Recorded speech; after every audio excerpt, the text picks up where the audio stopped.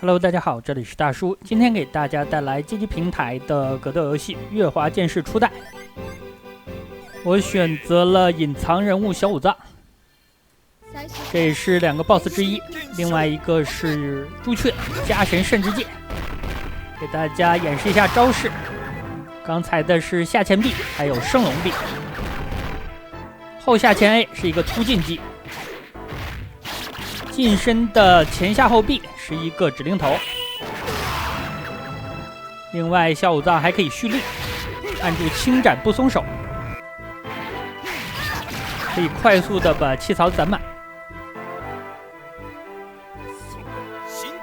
使用小五藏的方式是在选人的画面按6下 C 3下 B， 最后用4下 C 作为收尾。听起来有一点像2代的选极剑制，但是初代是没有极剑制的。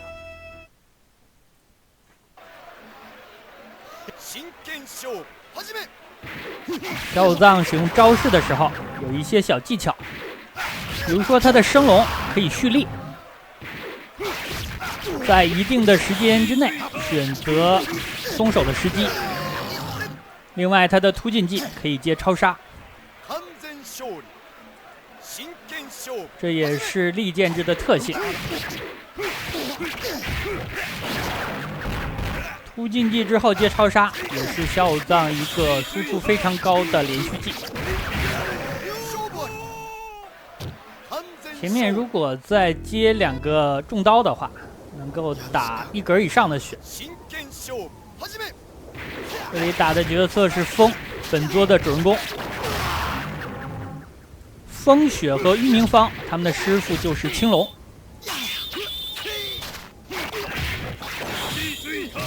本作的最终 BOSS 是朱雀，钓鱼的老头是玄武，另外还有被朱雀封印起来的白虎。朱雀实在是太坏了呀，把白虎藏起来了，不给别人看。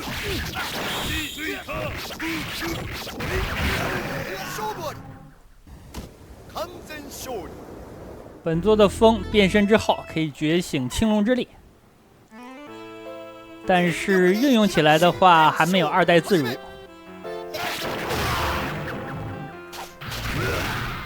这个角色大家都很熟悉了，李烈火，这也是2代里面我非常喜欢用的一个角色。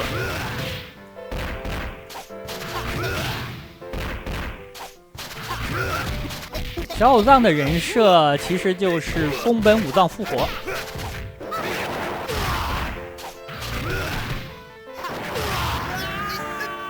游戏当中世界的设定是由2部分组成的，其中人类生活的叫做现世，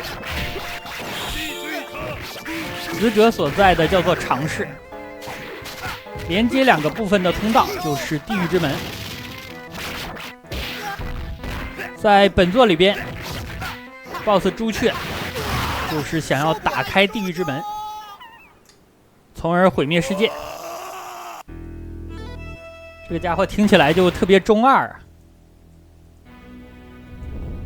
但是在2代里边，又把朱雀给洗白了，因为出现了新的敌人，叫做黄龙，也是2代的最终 BOSS。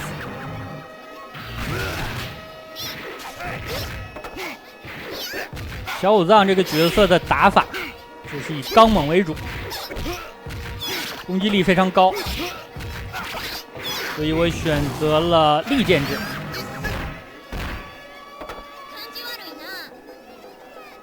他的后重刀可以接升龙或者是下前 A。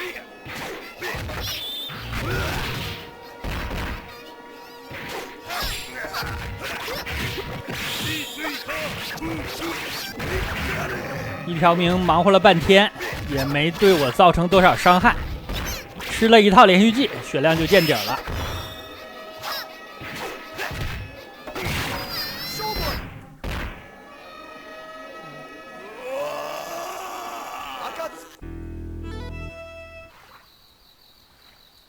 这里打的是玄武，我记得玄武好像有概率放出一只超大的乌龟。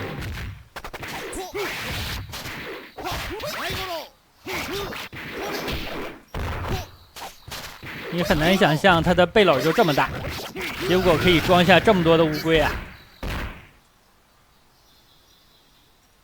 大家注意观察的话，就会发现小五藏的双刀一长一短，其中长的就是太刀。短的这把我上中学的时候都管它叫做肋钗，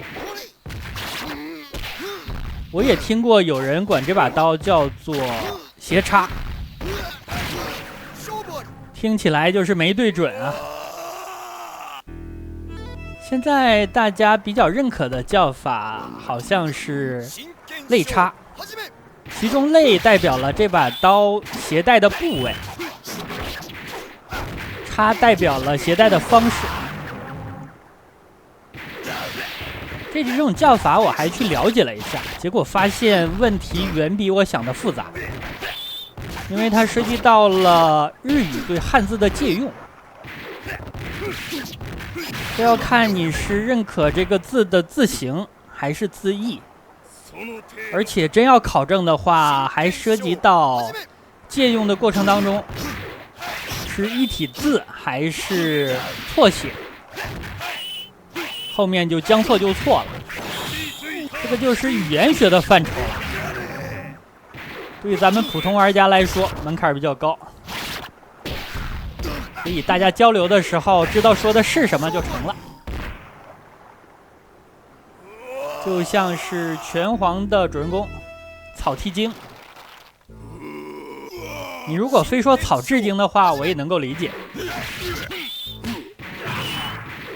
毕竟当年80%的人都是叫的草雉精。这里打的角色就是白虎，这个白虎和我想的差距比较大呀，也是一个力量型的角色。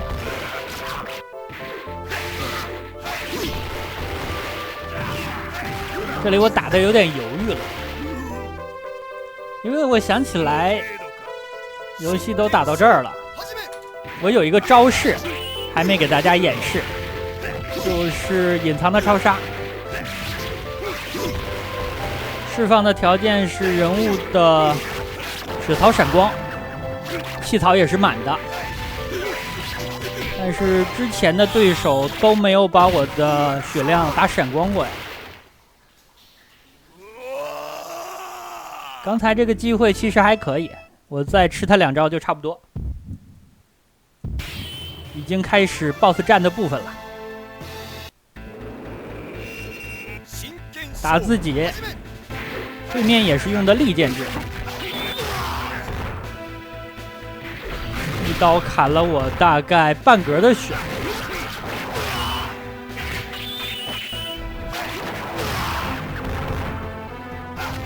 下局有机会再给大家演示隐藏超杀，需要多被砍几刀。这个超杀表面上看起来是一个突进技，前3刀都是乱舞，第4下是一个确定技，有一点像指令头。如果第4下击中对手了，那么后面的招式就会吃拳，如果是被防住了，那就没了。我不能再砍他了，我需要被砍了。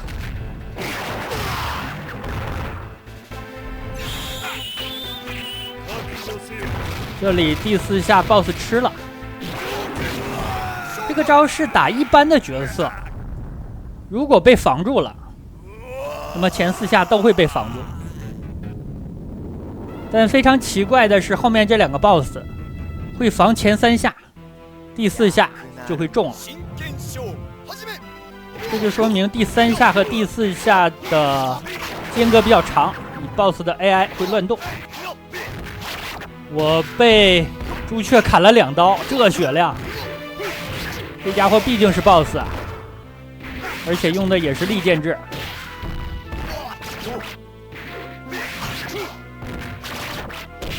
第二局朱雀会变身，变身之后就更猛了呀！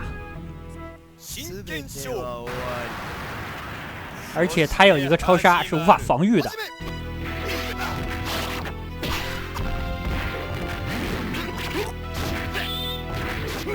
对面的血量越少，越不要和他拉开距离。中了我一发得意的连续技，给了我一个升龙。二代的话，他是会接朱雀的，初代我不太确定，不知道有没有小伙伴给我科普一下呀？那好吧，这样一款街机平台的刀剑格斗游戏《月华剑士初代》，使用 BOSS 小五藏就给大家录制到这儿，感谢大家收看，咱们下个游戏再见。